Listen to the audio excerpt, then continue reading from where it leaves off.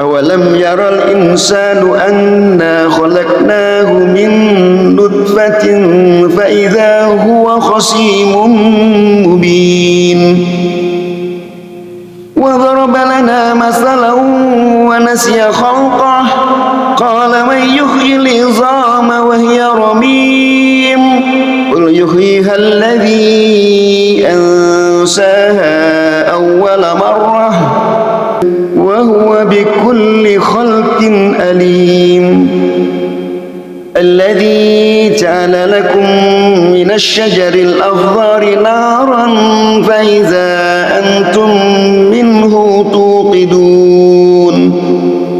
أوليس الذي خلق السماوات والأرض بقادر على أن يخلق مثلهم بلى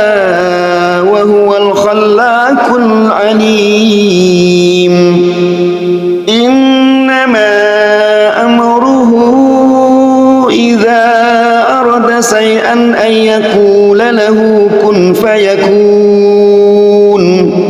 وسبحان الذي بيده ملكوت كل شيء وإليه ترجعون